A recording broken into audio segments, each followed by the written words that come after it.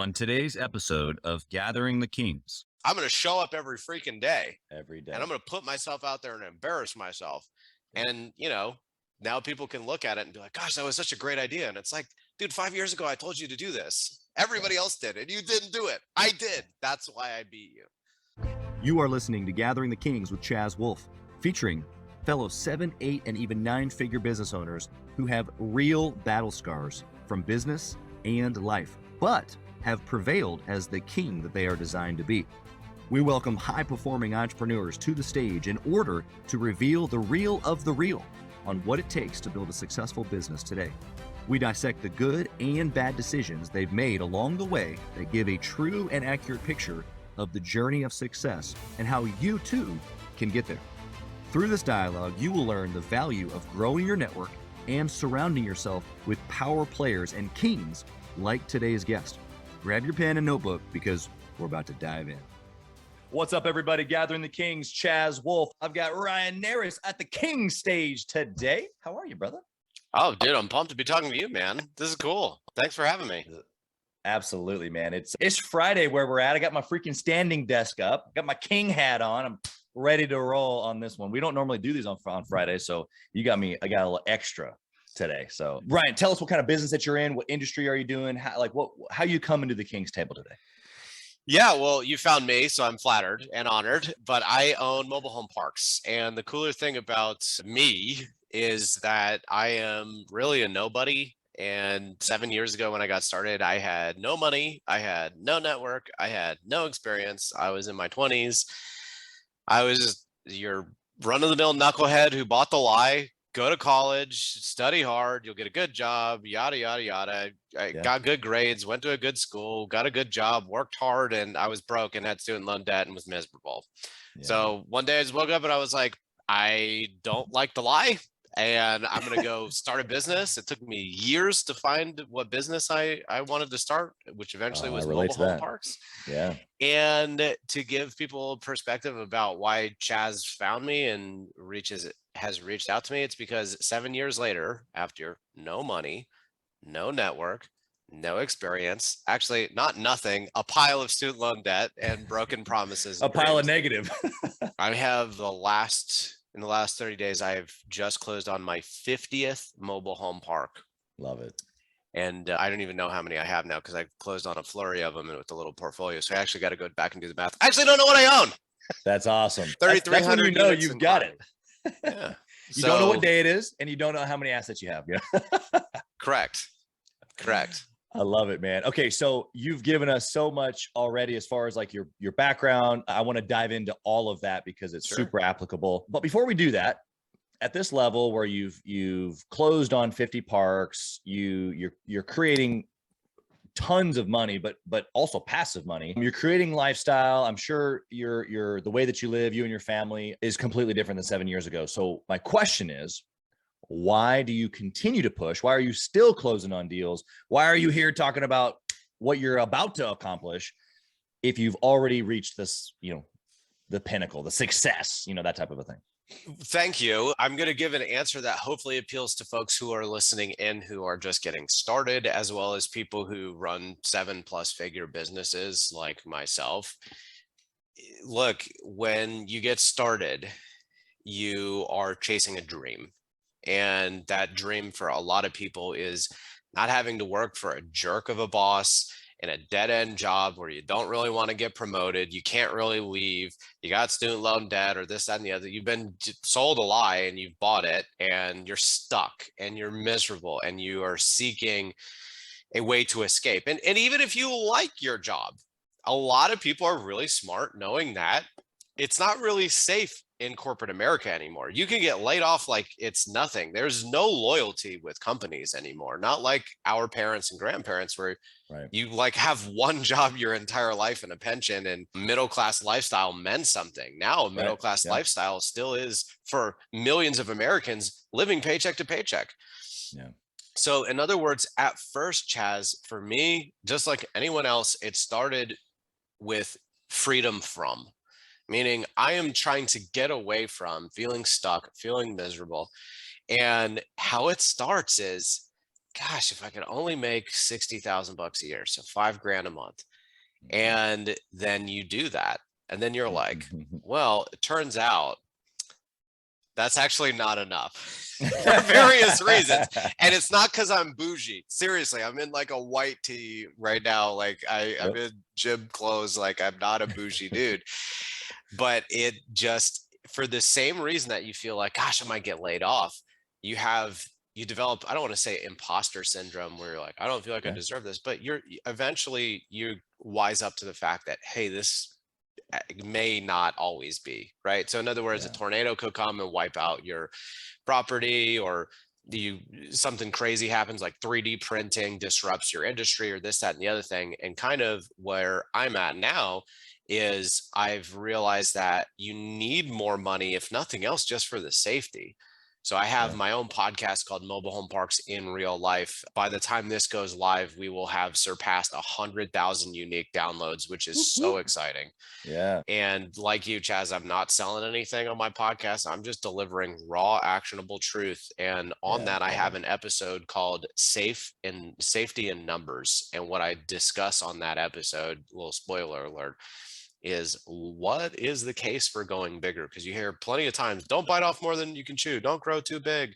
Right. Well, I argue that is correct, but that you should always be growing. Why? Because you're diversifying out what you have. So for those, looking at me going, gosh, that's really cool, I want to be like that and quit my job, I'll tell you, it's never enough because of a lot of reasons. And for those looking in, going, why does he keep growing? Again, hopefully that was a good answer for newbies and folks who were growing. Safety in numbers. Of course. I think you even hit one thing in there that I just want to highlight, because the owners that are listening right now that have left their jobs, but they just now own their own job, right? Because they're not big enough to where they have systems or teams or repeatable process or a business system or assets that pay them whether they're there or not. And so that's probably the biggest thing I heard you say there, is that you can leave, or these guys have started their own thing, but you have to realize that there's another level. And so for them, the next level is creating something that has more. So for safety, yes, creating something that has a system so that it's repeatable, whether it's with or without me, because that's what real estate does for you naturally. For someone who's in the trades or someone who's in marketing or whatever, that looks like a business team, a repeatable client acquisition process where they aren't involved, all of those things. And so what I really heard you say was freedom. Right. And the irony is you're not free because you're never really free. You can have a perfect system and perfect employees, and people still die, get fired, get hurt. Robots, I spend years teaching myself computer programming, and then a Microsoft Windows update or Rent Manager update or iPhone update wipes out something or creates an unexpected bug. And that's really the best example of what I'm trying to say here, is an unexpected bug. That will happen somewhere within your organization, whether in your computer coding, if you like automating your business like I do, or within your human capital, or maybe within yourself. I had, my best friend was my business partner, and he told me, remember this, he was like, Ryan and my bond is unbreakable. And I remember just kind of chuckling to myself, like, don't ever say that. And it's not that he's not still my best friend, he is. And it's not that we aren't good business partners, we are. It's that he woke up in the middle of COVID and went, my heart is not in this business. So he had the right business partner, had the right attitude, all these things went right. And then one day he woke up and he went, I should not be owning mobile home parks. So that's another point that I wanted to bring up with your last question, is why do it beyond safety and numbers?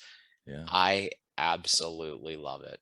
I love it. I want to do it more, not less. I don't want to go retire on a beach. I've learned that about myself, that I love growing businesses and talking about business and hiring people and building little systems. And when things break, I get mad in the short run. In the long run, I get excited because it's something to do. That, Chaz and listeners, that is the wealth. Not how much you make a month or what your net worth is. Wealth is being able to do something you enjoy with people you enjoy, with skills that you enjoy building. and enjoy deploying. That is wealth. Yeah, love it. Such a great. We could end the show now, but there's so much more. Hang tight. Okay, so let's go back into your story a little bit. You obviously have grown over the course of 7 years or so. You obviously had several things that have worked in your favor, but what is something specific, a business decision that you made that was unique that you can share with us that allowed you to have a growth or a trajectory, or is it just an amazing decision that we could glean from? Teaching myself Spanish. Wow. Okay. I totally got dork Spanish. I like to joke with all my Hispanic residents and contractors, like, yo puedo hablar. Yeah. Funciona, like es bastante, which is like basically just saying, it works. It's enough. And that was something, Chaz, that I realized about myself as a child, which was that I realized that I was smart and hardworking, but I wasn't 1% smart and I wasn't 1% hardworking. And really, it wasn't 1% anything.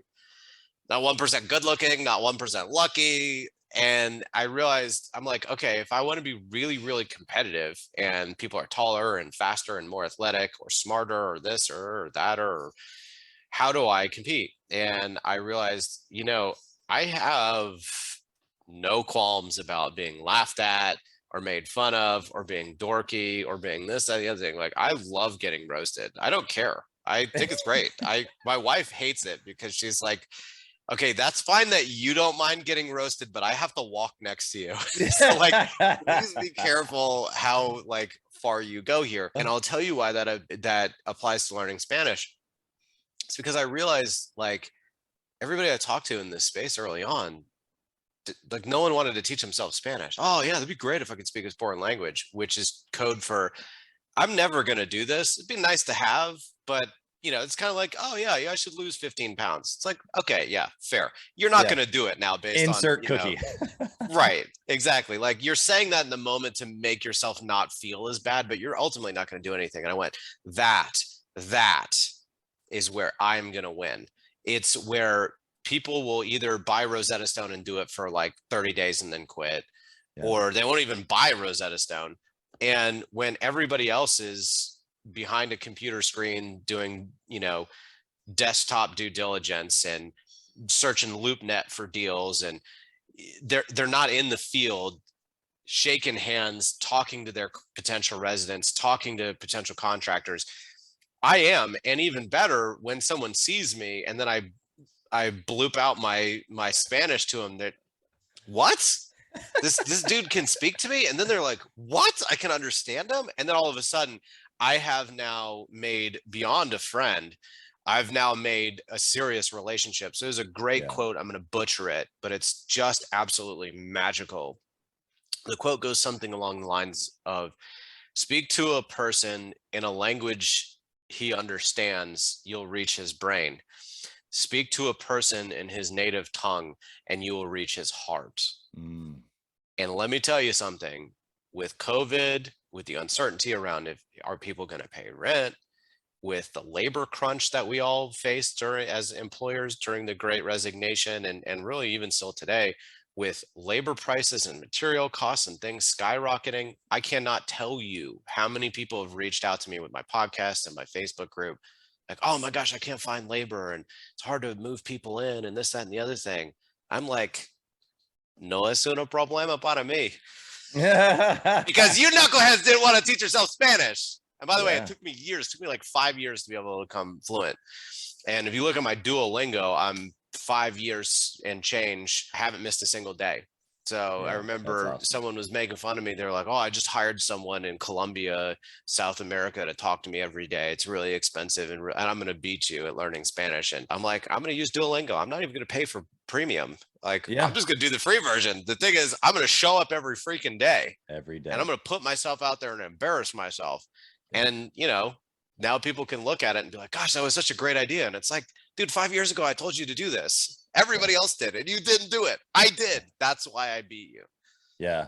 I'm hearing a couple things here. I want to just highlight for the listener. Number one, competitive advantage. You were honest with yourself. you looked at your specific industry and you said, okay, how do I win? Or how do I differentiate myself even? Which then gives you your competitive advantage, because clearly you're a competitive dude. Clearly you're sharp. Clearly you're going after things. And so whether it was the fact that you were made fun of, or you were a little quirky, or whatever those things were that you had before, you was like, whatever, doesn't matter. I'm still going to win. I just got to find my angle. And it wasn't being tall. It wasn't being fast, all those things. Okay, great. So you got to find your competitive advantage, or specifically, how do you differentiate yourself? And I love what you did there. The intentionality of it really is what it is for me. That's what I took away, is the intentionality of the competitive advantage is not just to be able to win, but specifically so that you could reach humans, which is just, I mean, we're in people businesses. Like, that's what business is this human business. And then the second thing was just the persistence, the day-to-day, every day, learning over 5 years, just saying yes, even to the free version. I just love that, man. I just love how many excuses people give, in all seriousness, and we say we're going to do things, but we don't. And so I think that if you're listening right now, there is one thing that just came to your mind of something that you've said that's important to you, that you said is important to your business or your family or your weight or your health or the time that you're spending on things, whatever it is. Something came to mind and you have not been doing it. And so I need you to write down what Ryan just said, and you need to just level up and go take care of it, because this dude's learning Spanish every single freaking, you can go fill in the blank with whatever you need to do every single day. Love it. Okay, let's flip the coin. Ryan, tell us a bad decision that you made. Tell us the weakness, bro. Oh man, I make bad decisions all the time. It's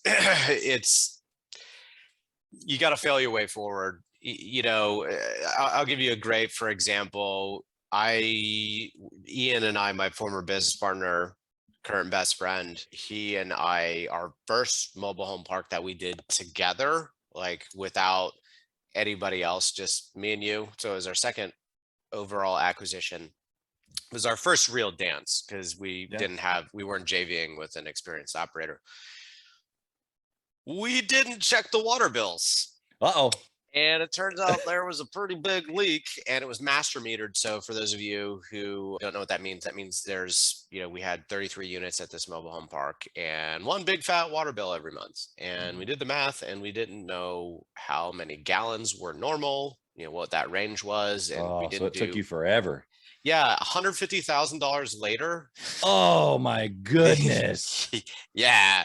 So imagine calling your investor and being like, hey, so you know how it's been like a year and we haven't distributed? We actually need your money and more of it. And then please don't dilute us. Yeah. Yeah. Wow. So that was probably the biggest mistake I ever made. So I'm hearing out of that, obviously, a mistake of processes, which I'm sure you've corrected. So I'll ask you about that here in a second. But then you had to eat crow. You had to go back to the investor. You had to say, ooh, we've made a mistake. And then on top of that, we need more money. So give me some insight there of what came out of that, as the phoenix after the fire type thing.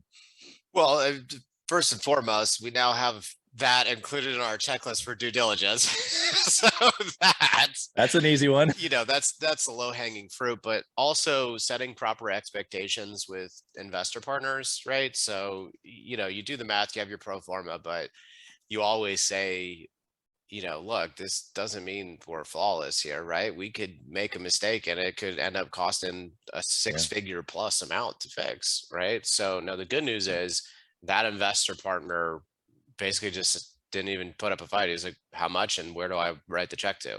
Right. Which was incredible. So much so that this investor partner is now my best friend and has taken Ian's place as my new business partner. So wow. we won this guy over. Moreover, he's a close friend and now my full-on business partner. But yeah, look, there's so many stories like that over the years. I always bring that one up, not because it was one of the first mistakes I made. It's just because it's one of the most shocking. But I mean, dude, I've made mistakes. I've made mistakes literally today in due diligence, but thankfully I caught it before my money went non-refundable. Yeah. Right. So look, gosh, I can't tell you, Chaz, how many people I talk to that just get paralyzed in fear that they're going to make a mistake. Carol Dweck has a great book called Mindset, where she basically argues that people can fall into one of two buckets, a growth mindset and a fixed mindset. And I try my best to help people with fixed mindsets to forgive themselves for making mistakes, because a growth mindset isn't someone who wants to win all the time and be right all the time. A growth mindset is someone who is not afraid to fail, or if they're afraid to fail, fine. We're all afraid to fail, Sure. But they're not going to be paralyzed in fear, because they are going to, just be devastated if they're wrong or make a mistake. So you have to allow yourself the ability to make mistakes, and everybody does. And everyone will. Yeah. Continue 100%. to make mistakes. I mean, so many nuggets there that you just gave to us, but the ability for you before the mistake was made to have the trust with your investor. Give us insight there, because you didn't just call that guy and he say, fine, where do I write the check, without there being a dramatic lead up of him trusting you fully, nth degree, good, bad, indifferent. And of course, now he's your partner. So what had happened before that? Or were you intentional about that? Or give us insight there to what happened before, to where that conversation was so easy, whether you thought it was going to be or not. So I didn't have to have that conversation. Let's start there. So Ian got to do that. This was actually Ian's former boss. So this guy was already sold on Ian.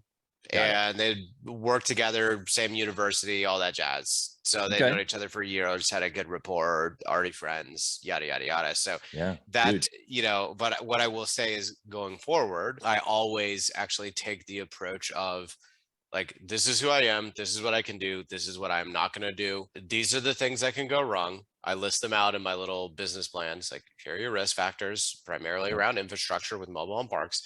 Like, you're going to put your big boy or big girl pants on if you're doing this deal with me. And just FYI, I don't need you. I don't need you. In so many words, without sounding overly arrogant, this is almost a favor to you. Like, I have the money myself to do this myself. I am welcoming you into this. Right. When I say jump, you're going to say how high. Otherwise, you are not going to invest with me, period. Right. And I am very brutal like that up front. So then when I have to have a tough call with someone, like recently in the last 6 months, we caught someone stealing money from us, and it was not a small sum of money. The good news is it was on a new acquisition, so we nipped it in the bud pretty quick, but they got away with some money, and we had to basically call our investors like, hey, you just did this deal with us. Guess what? Someone stole a whole bunch of money with us. I basically, between the team of us, told everyone, like, look, just like I told you before, you put your big boy, big girl pants on. This happened. Yep. We are just starting this off here. Do you want me to write you a check and unwind this, and I'll eat the fees? Every single one of them said no. They're like, what? Yeah, dude, whatever. No. Yeah. Let's go. Part of it. Setting proper expectations and being brutal with it up front.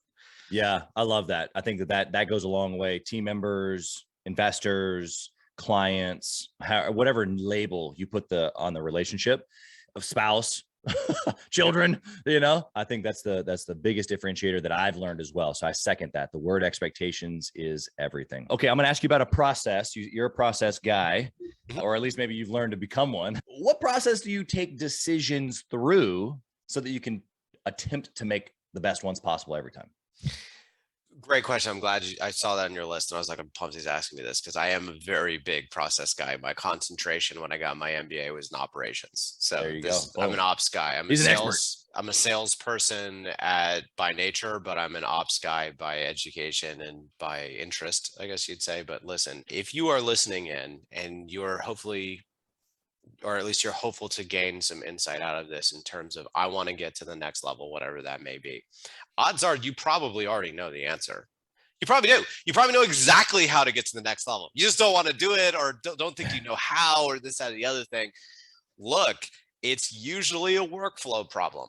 It's really that simple. It's usually a workflow problem. You're not doing enough work, which actually, believe it or not, is usually pretty rare for hyper achievers and really successful folks like those of you tuning in. Most likely are, because you don't just listen to a podcast like Chaz's if you're just some knucklehead, right? So in other words, it's likely not that with you.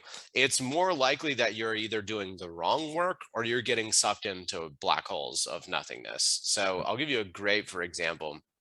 I've got, I don't know, 30 plus people in my company that report to me. And I caught someone new and just the absolute perfect example to describe good process, because I like to answer questions with stories if I can. So this woman, she takes a call from a resident. This resident's like, my AC is out. And so this new person basically was like, oh, okay, let's call the maintenance guy. So she calls the maintenance guy, hey, such and such AC is out. He goes over there, quotes it, goes back to the property manager, and the property manager is like,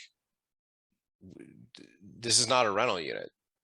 This person owns the home and is renting the dirt. Not my problem, dude. Right? Like, why is the maintenance guy going to a home that does not belong to us? So in other words, what I realized there was, number one, there's a place in my system that was broken that we've addressed, which is okay. But the bigger thing there is, this woman took 5-10 minutes of her time plus to field this call, to log this issue, to then go get in contact with the maintenance person. The maintenance person then had to take 30 minutes, stop what you're doing, go out there, get this fixed. Wait a minute, let me quote this out, figure it out. Now let's go back to the property managers. That takes half hour. The property manager has to stop whatever they're doing, spend a couple minutes. Wait, what's going on here? And now that property manager has to call this resident and be like, we don't own the home. Why you call me? Right. And has a little bit of confrontation, a little bit of this and the other. And now all of a sudden you have the woman answering the call, the maintenance person, and the property manager. That's 3 people. Oh, and by the way, now me, because now I'm getting looped into what the heck's going on here. So now I have 4 people involved. And by the way, if my normal person would have fielded the call, my normal person would have gone, wait a minute, I'm looking at the rent roll to make sure the number matches and we got the right person, yada, yada, yada. Oh my gosh, you no. What do you mean your AC's broke? Not my problem, right? Nipped in the bud. Here's a good phone number for someone you can call. when you're listening in, ladies and gentlemen, and I say, you probably know the answer, it's probably a workflow problem. When you build out a team, if you build out a team without good systems, processes, and trainings and backup, right? Because that was a backup woman answering that call, right? So, and she's a new person, we're training her, she's going to be great. Everybody on the team loves her, including myself. So this isn't a bad person. This isn't a terrible, unfixable mistake. It's actually, I'm glad it happened. I've told my entire team, if something happens, you come to me because I want to know if it's broken. I don't want a bunch of yes people following me around. I want a bunch of bad news bears people come and tell me what's broken so we can fix it, right? So this is not a bad thing. These are not bad people. But I see this again and again and again and again, Chaz, with people that own more than just real estate. It's people that own all sorts of businesses. They have people who are untrained, or they don't have good systems and processes, or they have poor communication across the organization. What ends up happening is you have little black holes running around, little magnets running around. And these little magnets, they suck in everybody around them, and it just goes into nothingness. Whereas the right person and or the right system nips problems in the bud. And by the way, if my normal girl had answered that call, we wouldn't be having this conversation right now. Right.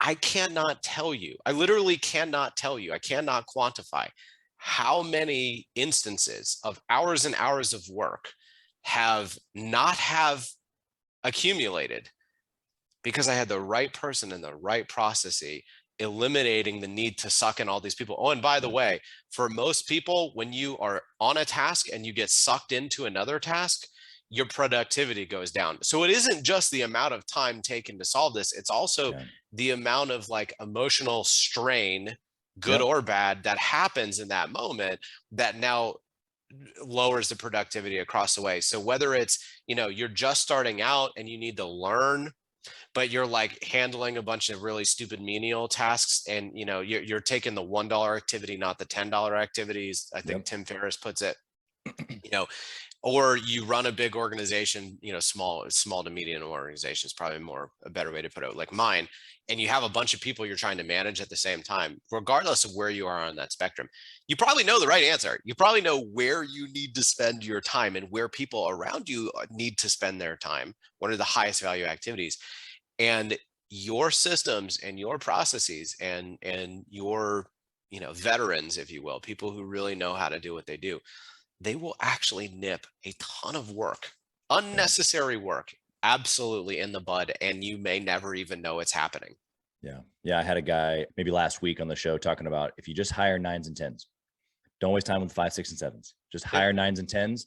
And the reality is what you're saying, Ryan, is that all the unforeseen things that you're dealing with that I don't have to, because I've either just paid more or I've created the process, I've just found the right person, all of those things, I mean, and maybe even a combination of those things.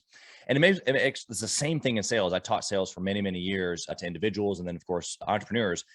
But it's like a lot of people focus in on objection handling in sales. But for me, it was like, if I could build relationship and figure out what the person really needed in the sales process, there were no objections.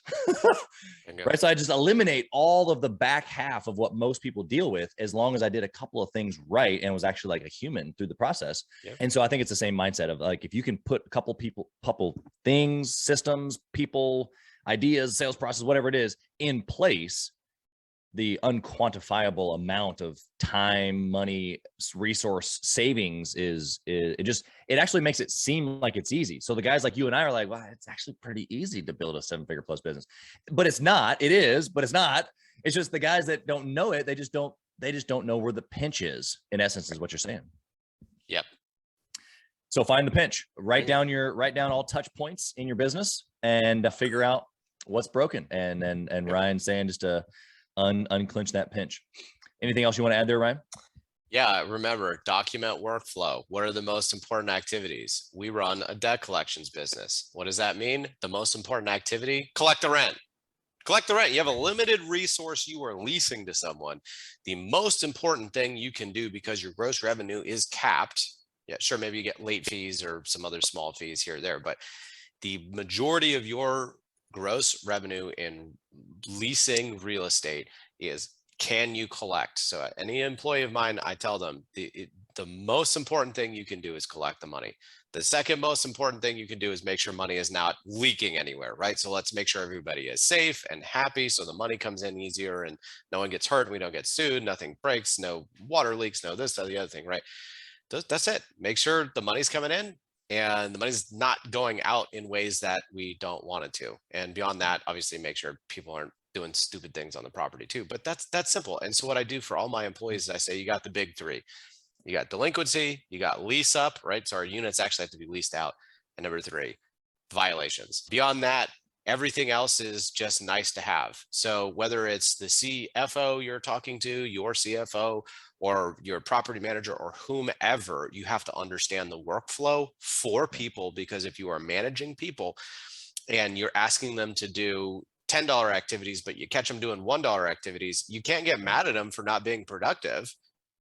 They just weren't optimally productive, because why have you do the $1 activities when you could have them focus on the $10 activities? And it's on you to set up your processes and your people to encourage them and hold them accountable to do the highest value activities first. And if they can get to the $1 activities later, great. But if you don't check that, if you're like, I'm just gonna be a passive owner, I'm gonna let them have autonomy, no, you have to make sure that if you're, you got people working 9 to 5, they're not working 9 to 5. They're working probably like 10 to 3 with a lunch, right? Right. Fine. If I'm only gonna get like 4 or 5 hours of real work out of you a day, you know what I want you doing? The $10 activity, not the $1 activity. Yeah, it's huge. Okay, Ryan, we're going to switch over to the speed round.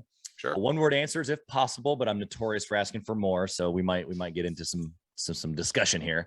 Cool. First question is this: if you could only pick one metric inside your business to track for all your teams, all your departments, all your everything, what would it be? Collections. Okay, and why? Literally my last answer. Money's got to come in. Limited resource. Yeah, and if you don't, there is no business, right? Bingo. There you go. Okay. What book would you recommend? I know you gave a couple earlier, maybe the same one, but for a 6-figure owner specifically who's trying to scale to 7. E-Myth Revisited, Michael Gerber. What's the takeaway there for you? Same answer for the entire podcast. I have to credit Michael Gerber for that book. It is mind-blowing how important it is. I love it. Here's what I love about guys that have had success. This is for the listener, but I'm talking to Ryan, is that we don't, I mean, look, we didn't figure this out on our own.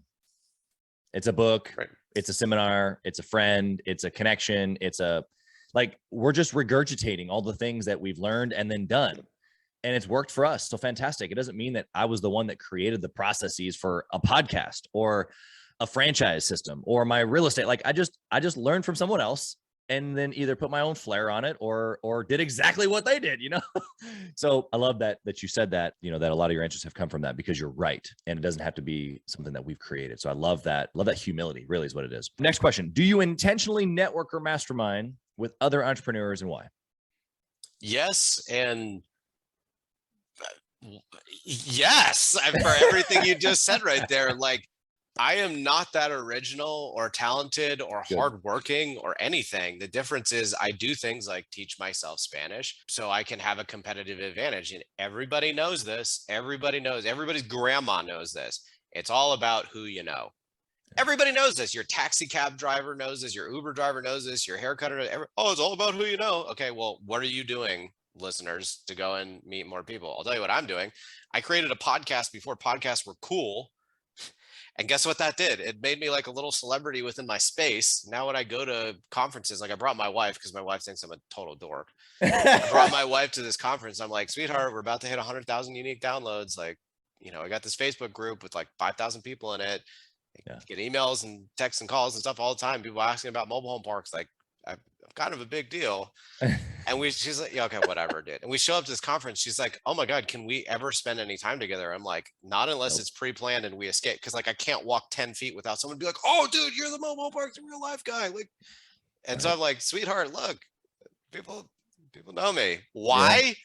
Because I want to know people. Right. Yeah. And I want people to be like, oh, that's Ryan. I want to know him too.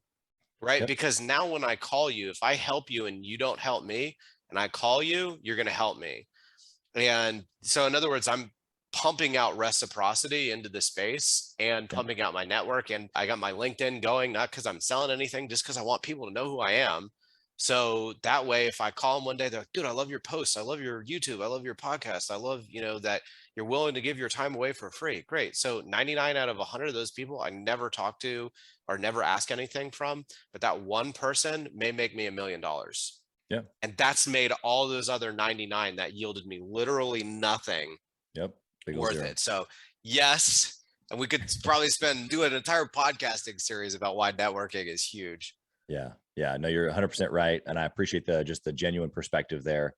I think that most entrepreneurs are so stuck in the motion, like they're working in the business. We kind of talked about this at the beginning, but working in relationships is not on the job site or working with the client or whatever. You have to be able to remove yourself. And so for a period of time, the operations stuff that Ryan was talking about a little bit ago, you've got to really dial into that. And of course, sales as well. But once you figure those things out, what that should do is it should buy back some time of yours so you can work on the business. And immediately you've got to be thinking relationships and being known, and I'm the guy too. I'm introverted naturally. And so I'm the guy's like totally cool staying under the radar, not having a podcast. Cause I really don't like, it doesn't really matter if people like, to me, like, on the internal, the introvert in me, but once you start realizing the power of the one, like you just said, then things just start like literally connecting or the value that you're able to provide so many people. Like I already know someone right now that I need you to connect with because of what you do.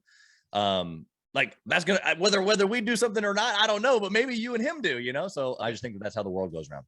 So thanks for the perspective. Next question. If you only had 1 hour each week, now this one's not on the list, so I'm throwing one at you. Okay. You only had 1 hour each week to run your business successfully like you do now.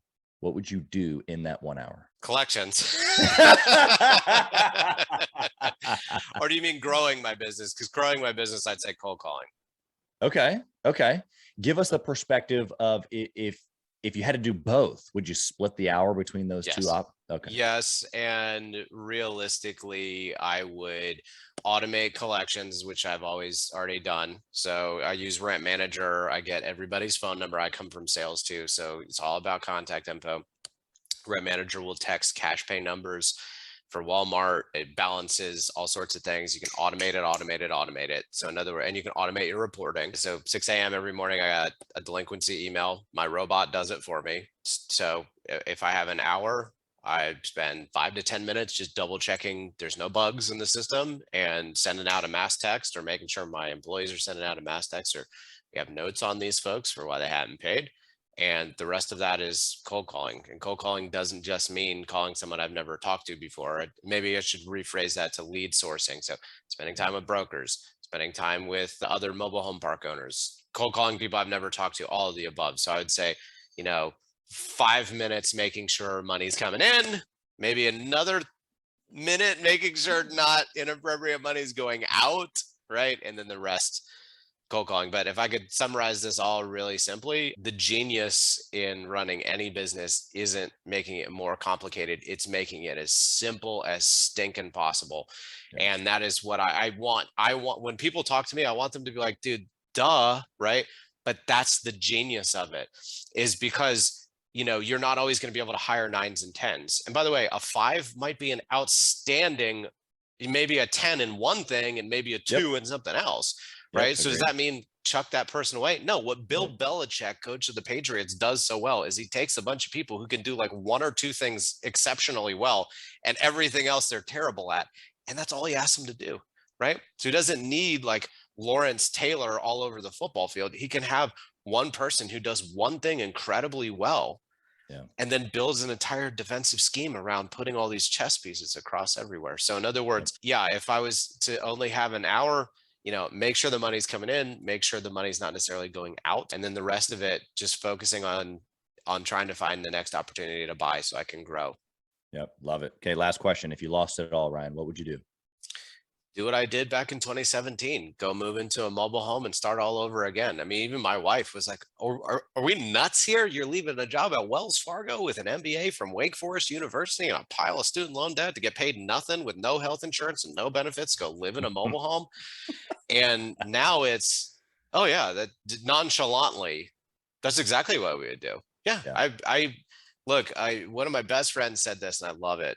He's like, he grew up poor and now he's fabulously wealthy. He's like, I was born into nothing and I'm going to die and take nothing with me. So if I go back to nothing and I've at one point had something, I know I can always get it back. And if I don't, hey, it was fun it happened. Right. And rich dad, poor dad. If you recall, the rich dad goes bankrupt twice or something like that. Right. So it's like, it happens as part of the business, but you can't forget how you started. And how I started was I quit my job. I paid myself next to nothing. I moved into a mobile home. I do it all over again, even with kids, because that's the number. Oh, you didn't have the kids when you did that. Yeah. My son and my wife, we're going, and any future kids we have, we're going, and it will be a tremendous learning experience for my kiddos.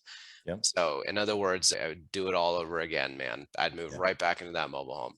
Dude, Ryan, you're a stud. You're a king, really. So thank you for that.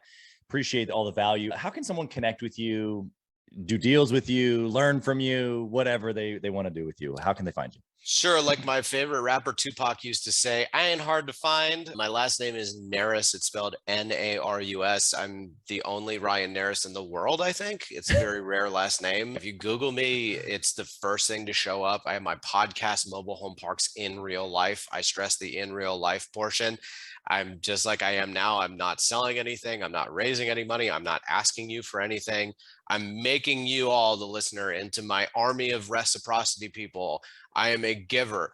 You can take from me all day long, and 99% of you, I will never ask you for a thing. But that one person out of 100 of you, when I ask you for something, you will have gotten so much value from me. You'll be like, oh my God, please, like whatever you want, dude. So I am deliberately easy to find. My website, archimedesgrp.com, has tons of ways to get in touch with me. I got my podcast, got my YouTube, got my LinkedIn, got my Facebook group. Ain't hard to find, Chaz. Yeah, that's awesome, man. Well, I want you to find me, people. That's why I'm here. Yeah, I want to be known, right? We talked about it. You're here. We're doing the thing right now. So I love that perspective. Thank you so much. You're just incredible. I am glad that I know you now. And whether we do deals or whether we travel together, something magical will happen for sure. Two personalities like this don't get together without magic. So thank you so much for being here. And I just so appreciate you, man. Appreciate it being here. It was fun. Thank you for listening to Gathering the Kings today. I hope that you were able to pull out a few nuggets to go apply into your business right away. More importantly, though, I hope that you're realizing that it takes more to be successful than just being by yourself, doing it all on your own, carrying the weight all by yourself. What I have realized, not only in my own journey from multiple businesses and multiple different industries, and now interviewing literally over 200 or 300 other very successful 7, 8, and 9-figure business owners, is that it's tough to do it alone. And so Gathering the Kings literally exists to bring together successful entrepreneurs. In fact, we are putting together 1,000 kings, specifically who are grateful but not done. We're intentionally assembling kings who fight tooth and nail for their business, family, and communities. And here's what we believe, that in the pursuit of excellence in those areas, that it ignites within us the responsibility to govern power and forge a lasting legacy. So if that relates and resonates with you, and you know that you need people around you, sharp, qualified, other very successful business owners, I want you to go to gatheringthekings.com. I want you to take a look at what we're doing and see if it makes sense for you to be part of our pursuit to 1,000 kings. Talk soon.